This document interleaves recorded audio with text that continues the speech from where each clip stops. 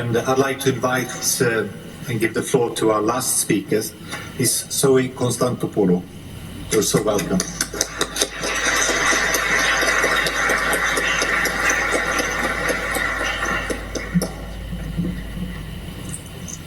Ladies and gentlemen, dear friends, as one of the co-initiators of the call for Plan B back in 2015, I wholeheartedly welcome the initiative to host this third Plan B meeting here in Copenhagen, in order to take a next step in our decision and in our commitment to build a credible and resistant plan.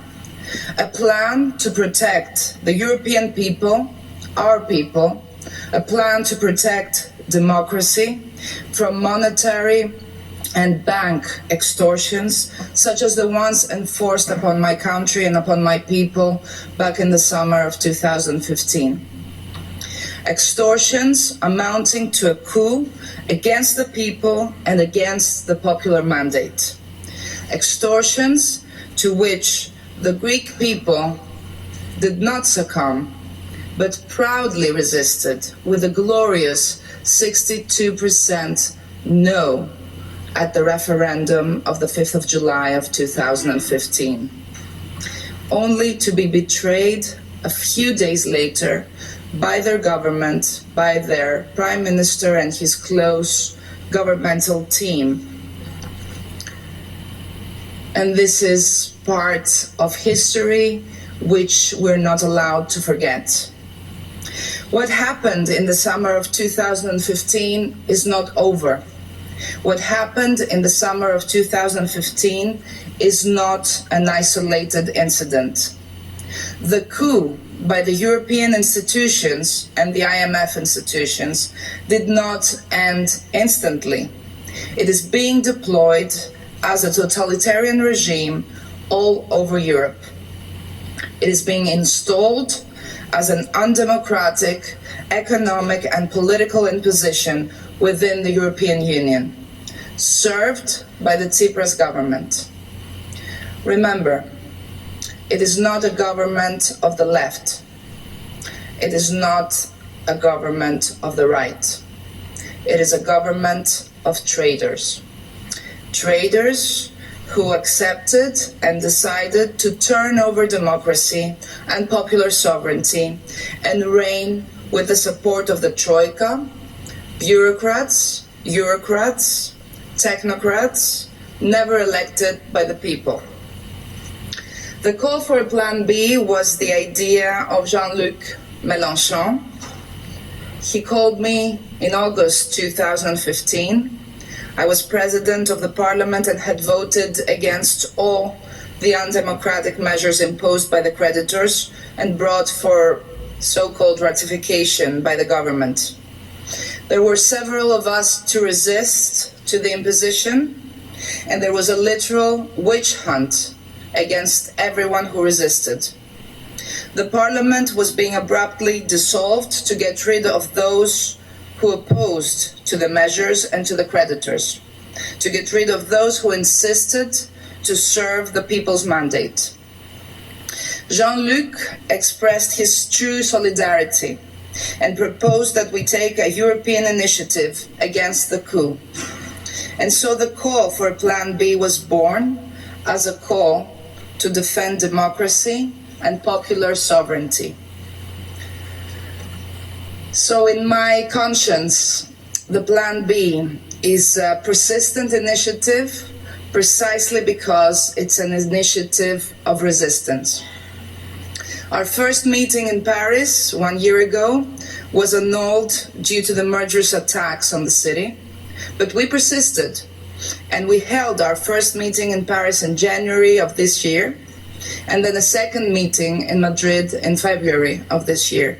And here we are now, more than a year later, to affirm our readiness to fight for the people's rights, for the people's lives, for the people's dignity. With a true and elaborate plan. I consider it my duty at this occasion to speak up and speak out on what has been happening in my country ever since 2015, ever since the so-called capitulation, which constitutes and amounts to a real treason. The Greek population has been subjected to the most neoliberal policies ever been implemented in Greece, through the most undemocratic procedures ever introduced in the Hellenic Parliament. A taxation tsunami imposing taxes never imagined before and higher than ever before. A complete surrender of the democratic procedure to the creditors, with the adoption of an automatic procedure of cuts and budgetary measures which do not even have to be approved by the Parliament. The creation of a monstrous privatization fund having its seat in Luxembourg, Mr. Juncker's home, through which the liquidation of all public property, be it infrastructure, ports, airports, seashores, historical buildings, historical sites, is being precipitated. The selling of over-indebted citizens' loans to international private funds, and the liberation for the first time of the confiscations of people's homes. The sell-off of Greek banks at a scandalously low price. The signing of an agreement between the European Union and Turkey, violating all principles of humanitarian law, human rights law, and international law, treating refugees as if they were objects, and militarizing what constitutes a humanitarian issue. The dismantling of independent authorities which oversee radio, television, the privacy of communications, the ombudsman, etc. Attacks on everyone resisting this regime, who is being described by the government and the creditors as an extremist or belonging to the extreme right, a technique which has been used in Greece ever since 2010 to attack those resisting to the memoranda and the debt imposition. Adoption of last-minute amendments which shield economic crime and provide for defense for government officials and immunity for government officials. Repression, corruption, blatant interventions in the justice system to secure just judicial findings which are favorable to the government. And all this is being promoted and presented as inevitable due to the so-called need to repay the country's debt. The debt is in reality being used as an instrument of subordination and as a tool for the enslavement of a whole population, for the enslavement of the people. Ever since 2010, the Greek people have been subjected to extreme austerity, a pillaging of public property, and a removal of the basis of democracy under the pretext that this debt has to be repaid. And yet, there is concrete evidence and there are concrete findings that arguments and reports that this debt cannot and should not be paid, that this debt is illegal, illegitimate, odious, and unsustainable. In April 2015, a truth committee to investigate Greece's public debt was created under the auspices of the Greek Parliament. This committee issued 2 preliminary reports in June and in September 2015. The reports showed that Greece's debt has not been created through legal procedures. The reports showed that Greece's debt is not linked to overspending in the benefit of the Greek people.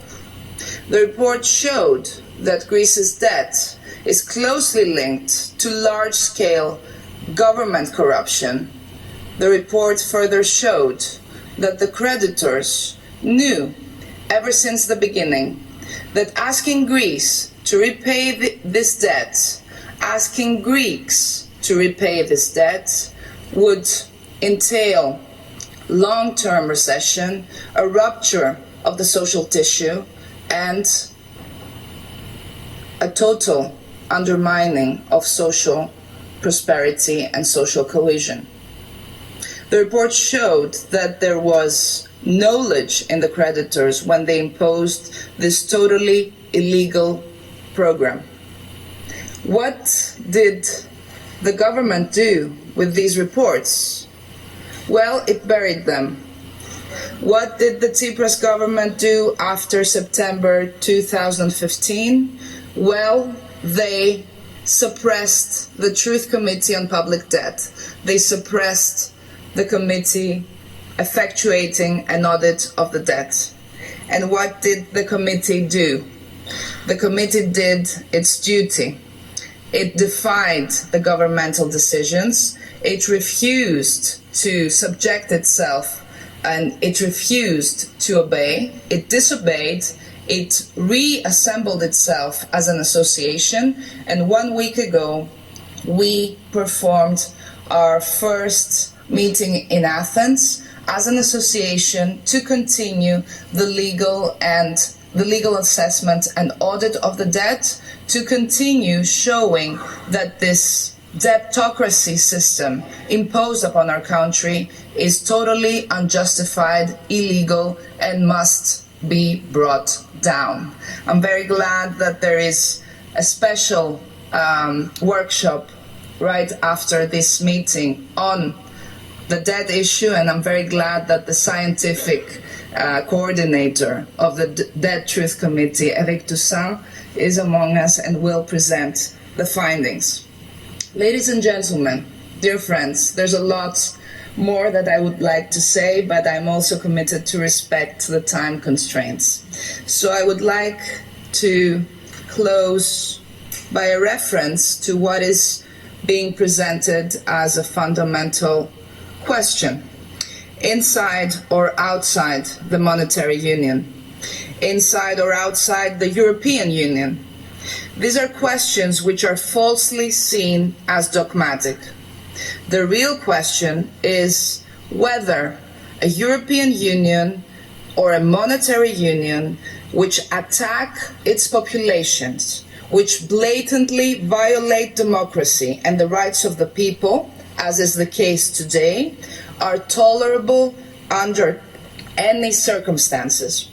And the answer is no. Whether an EU which uses banks and liquidity as tanks and guns can be seen as our common home? And the answer is no. No international organization can be placed above freedom and democracy. No people can be asked to surrender their liberty and their dignity to belong to any such union. Human lives, human rights, human dignity, human freedoms are non-negotiable. And our plan B, is about showing that human lives, human rights, human freedoms, social prosperity, and the people's dignity matter more than any currency and any international organization. Our plan B is about our right and our duty to resist. Thank you very much.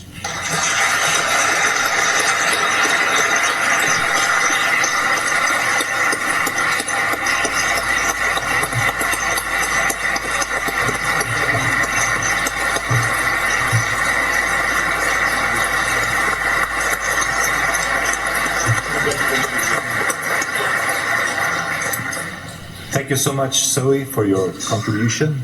We now had different perspective on the what's happening in Europe right now and where we need to go next. I'm sure there are a lot of questions. There are remarks that you are thinking about, and you have different sort of opinion. That's why we are here. And we will now proceed to the workshops. We'll have more time for discussions. And I would like to thank you all for giving us this introduction. Tini, would you like to add something? Yes, I enjoy very much being on this conference, but I propose that in the rest of the conference we do not call colleagues, comrades who have a different point of view than some of us, we do not call them traitors. That's very bad. That's not the atmosphere that I want to be in a conference. So I hope that we can continue in a camaraderie atmosphere in the rest of our meeting.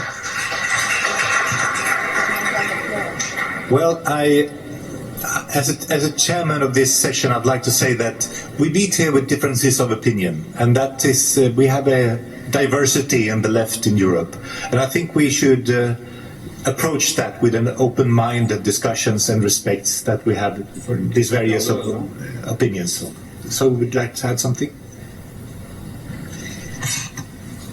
I just would like to say that there's a very big danger in developing comradely affection to those who are oppressing a whole people, to those who are violating their democratic duties, and to those who have betrayed the mandate of the people.